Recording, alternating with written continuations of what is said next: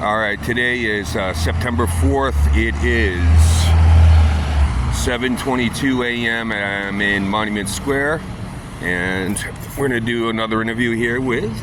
My name is Adam. My friends call me Speedy here in the great city of Portland. All right, and Speedy, about how old are you? I am going to be 34 here in October. 34 this October? Yep. Okay. And you're homeless? Yep. How long have you been homeless? I've been homeless about off and on 10 years. It all started from my parents not wanting me to drink at the house anymore. Okay. And how long would you say you've been homeless this particular stint? Since November 10th, and today is like, what, August? We're September 4th today. September 4th, yeah. So over a year. Yeah. That sucks. So you did a winter outside. Oh, phew. How do you like winters in Maine, homeless? Oh God! You gotta get 4 or 5 people deep sometimes to sleep with you, just so that we can have body heat to survive. I see that Portland's got an ordinance on tents. Yeah. I don't see sleeping bags or tents anymore. I see people. No. How are you dealing with that? It's getting cold. It was cold last night. Yeah, it was. It was cold. It was colder the night before, though. I mean, yesterday it was mainly just the wind, but it was an Arctic cold over 2 nights ago. Yeah. Yeah. So are you making a fire? Are you just getting a bunch of people to sleep together? Well, last winter we had a nice fire going right underneath the bridge. Don't give this spot away. Don't give this spot away. Oh, it's already been given away. That's when we had Tent City roaming around on right there out back in Commercial Street next to Irving. Okay.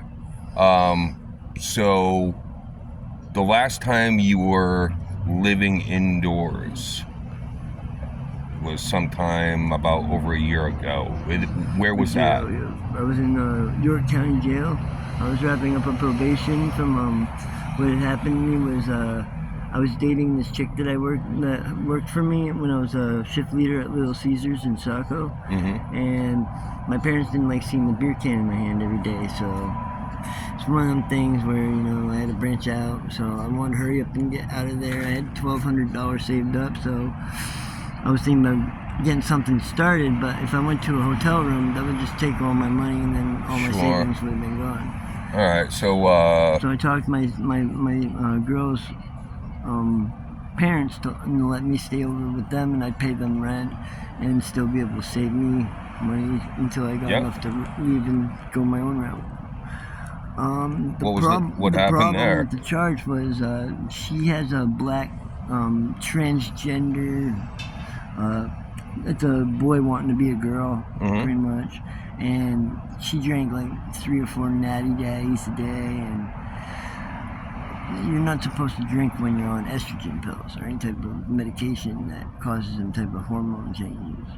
I did not know that. And so this person ignored all of the warning signs and shit, and I wound up getting one of the freezy cups. It's like a cup with water that's filtered into the cup. Yeah. That way when you put it in the freezer, it'll freeze the water, and so that way when you go pour, that way you can have ice in your cup without having to actually deal with the ice. Yeah. Because me, I have no teeth. I choke on ice all the time if I try to drink it. But yeah, this person smashed me in the face several times, like literally hitting me like a man. It is a man, but I mean, just full on right punch, like just non-stop, like the Rocky Balboa signature triple hit, and then knock him out. But yeah, that person literally left me with welts up and down my face, and then I took 3 fingers of mine and I literally sat them down on the ground, like not on the ground, but on their sofa, and their mother at that point is on the phone with the police as she walked in and saw me do that. So she started saying, "Oh, he's choking my daughter, and then next thing you know, they started arresting me because it's a domestic violence case, and I'm the male, obviously, so. Wow, that's a fucking tangled mess, huh? Yeah, and the fact is, they would have let me So go. did you go from there? So then would you go on the street, or you went back to jail? I went back to my parents' house right after that because they were willing to accept me back. Yeah. But then after about a year and a half of hiring a lawyer, $150 a month, just to see him one time a month, he helped me so that way I could get down from a 7 to 10 year bid in prison for a TV and a video game system. It was a weird situation. So you had a bad fucking situation. Yeah, there's no. Now you're out on the street. So tell me a little bit about what you do with your day out here on the street. Right, when you wake up, obviously you get up early. You're up at the same time as me. Yeah. I'm a different breed of character, though. I tell people, like, I'm a pacifist. I don't believe in violence. I believe we can solve all of our problems with words. And I'll even take it a degree further. I will not strike a person, even if they're attacking me. Okay. Like, I won't defend myself, but at the same time, if I have to, I'll fly away. Like, fight or flight, I'm flight 100%. I don't believe in any form of violence. So what do you got planned for the rest of the day? What's it going to look like? Today, well, I like to smoke spice because marijuana was one of those things that, it helped collapse my lung. Mm-hmm. And that was one of the scariest surgeries I ever went through. I still have PTSD from it. So, yeah. Where do you get money for these things? Well, I go around asking, random people, hey, you wouldn't happen to have any spare change or dollars so I can take bus home, or like so I can get some food. That's a big one. What about food? I mean, how do you eat? Where do you eat? Well, they got this little food truck. We used to have a soup kitchen, but now it's a food truck that works under the soup kitchen because the soup kitchen got closed down and is now being used as its own personal shelter. Are you accessing any of the local resource centers like Spurwink Room or the Preble Street Learning Collaborative? Yep. What about the medical clinic? Yep. Let's talk about shelters. Yep. How come you don't go to a shelter? This is a Riverside one. But something about me just living with a bunch of people and whatnot just doesn't mix. Like, I'm autistic. And I have mild cerebral palsy syndrome. You're autistic and you have... Yeah, I have Asperger's and I have mild cerebral palsy. Okay. Which is a motor function disorder. I've been bullied up and down throughout my whole life. I'm a pretty easy target. So in the shelter system, you get bullied a lot for these things? Well, yes and no. I tell people, I'm not going to give something out to someone and expect anything in return. Like, I'm not one of those cats. Like, I'm someone that, I try to put a smile on someone's face every day. So if I can find a way to make your day that much easier or better, I'll do it. All right. Well, I'm sorry that you've been bullied. That really fucking sucks. And that really kind of, you answered a big question there. You said there's a lot of people up there too. Is there something that the shelter system could do as far as improving it that would make it more appealing for you to go into? Well, the hardest thing about being homeless is, constant trying to figure out what you're going to do, how you're going to make your money and whatnot. Because, like, even while holding that homeless sign, I go through some days where I literally don't even make a single dollar the whole day. And, like, it's hard because, I can try and flip drugs or anything like that and try and sell drugs, but it never works out really because, everybody's living the same lifestyle, and then you also have to deal with a lot of, like, liars and thieves. And I don't condone lying or thievery. I won't even steal from stores. Like, I don't believe that, you can't earn your own keep in a different way. Right. So, like, that's why I hold the homeless sign, is it's the legal option to be able to keep my head on straight. Well, brother, I've done a lot of panhandling in my time too, and it is actual work. Some of the stuff you got to go through. I say some I of the appreciate people that. that I've had to listen to, or some of the people that curse us out, or whatever, that doesn't know anything about our lifestyle. Like I tell people, every car or every person that says no or drives right on by, I lose a little part of my soul each time. Oh, Like it's a grueling process. Like I don't like sitting out there begging. I'm usually the one that's providing for people. Like I don't. yeah. Tell me a little bit. You said before you had a pretty successful business of sorts going on, and you Yeah. provided a lot of jobs, and you did something for your parents. I grew a lot of weight. So you know how to work. Yeah, and I'm a sous chef. Well, All right. I was a sous chef. Like, so I love food. That's one of the things I was actually gifted in, was how to make really exquisite cuisines.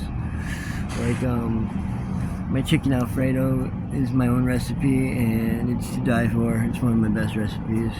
Let me ask you about housing. Yeah. Can you see yourself in an apartment or in a house again soon? I do. Would you be? I mean, if there was a pathway, if there was an option for you to go from where you are right now into housing, would you do that? Yep. I actually tried getting the staff members over at the shelter there to help me get that process going. And every time I go to my appointment, they say, "Oh, you don't have an appointment scheduled here.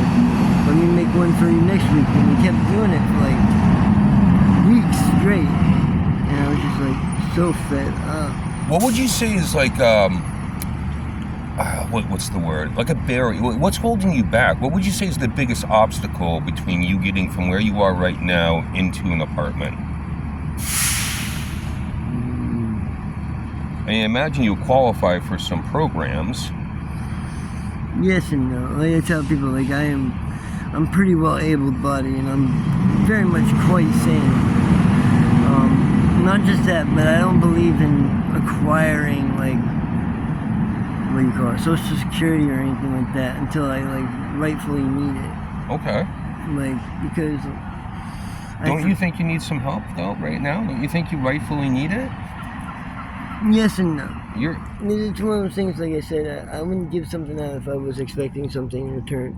And my generosity comes from my heart. Okay. That's as pure as you can get. Like I said, I'm a different breed of character. So are you receiving anything like SNAP benefits or SSI or anything like that? Main care? The main care and the food stamps. You have main care and food stamps. You have a case manager or an outreach worker you're working with? As far as housing goes?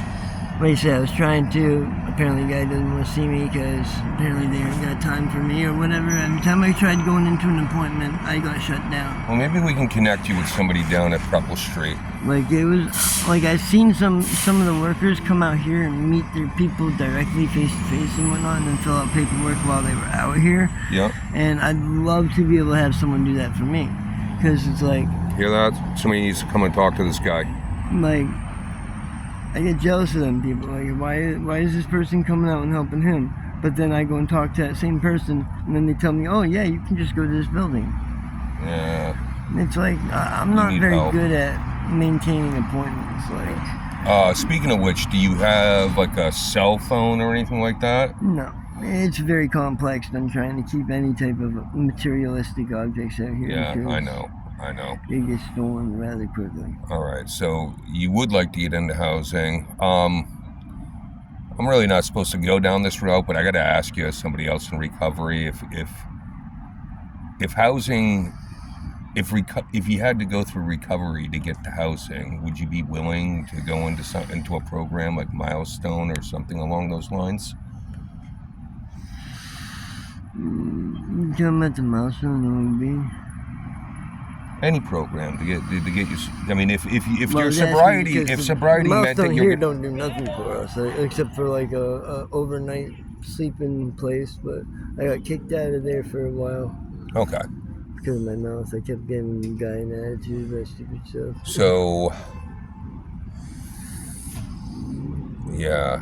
As far as your experience on the street, living on the street, I know you've explained to me that in the shelter, you've experienced some bullying. I know you've explained some harassment while you're on the street panhandling. How about contacts with law enforcement? Right now, I'm not very big on helping police with anything. No, I mean, do they run into you while you're trying to sleep? Do you have? Yeah, oh my God. They wake me up everywhere, all the time. No, you can't sleep here. It's like, where can I sleep? You guys won't let us tent anywhere. You won't let me sleep on a bench where I'm out of the way. Or even, like it's really hard. Like, I have to stay up most nights just to be able to find a place to sleep. Or that's where I make most of my money, is around like 7 p.m. to 1 a.m. Yeah. Because the bar crowd, they're usually pretty good spenders. Sleeping's just one of the hardest things to catch up on too. Like, I'm a meth addict, so Yeah. like I stay up for days on end, and I have, like, I wouldn't say holes in my feet, but it feels like there's holes in my feet. So my feet are in excruciating pain. I know, it's rugged, man. I know. Living in the elements 24/7 is fucking rugged. And it's the worst thing ever is when you get empty sodas that you can't finish. All right. This is the part where I just say, do you have anything to say to the people that are going to be watching this that might help them improve the shelter system or getting people into housing? I would have to say, obviously the easiest one is listen to your parents. You want to try and excel at an early age rather than at a later age. But also, homelessness can strike you at any age, whether if you're going to the teen center or if you're, 50 years old, had to end work due to an injury and you couldn't get, SSI quick enough or something like that. And, it's really hard when you don't have any type of support system. So, always want to develop a form of support, whether it be friends, your family, and whatnot. You always want the healthy people backing you. You don't want the people that are dragging you down to be backing you, because all they're gonna do is just keep dragging you down. Like, I give everything that I have, everything that I own, unto other people. I can't even hold on to clothes long enough to even save up enough change just to be able to get laundry money and shit. So it's like doing laundry has been out of the question. I have to recycle, as I call it. Like, I'll wear some clothing and then I'll ditch the clothing somewhere else. Yeah, I know. I've done the changing room over at Goodwill. I listen, brother. I know exactly what you're at. I've been through it myself. You sound like you have the right attitude. I personally can't do anything other than pass this information along, but I want you to know, don't give up, man. Right, I want this You to got help skills. You got the right attitude too. When you talk about keeping positive people in your life and whatnot, cutting loose all the people that are going to drag you down. So, anyways, I got to get this on film. Mm-hmm. There's what we agreed on. You just hold it up so that they can see that I gave you 4 5s, mixed to 20. So today you don't have to actually ask anybody for that pack of cigarettes, all right? Thank you so much. I really appreciate it. All right.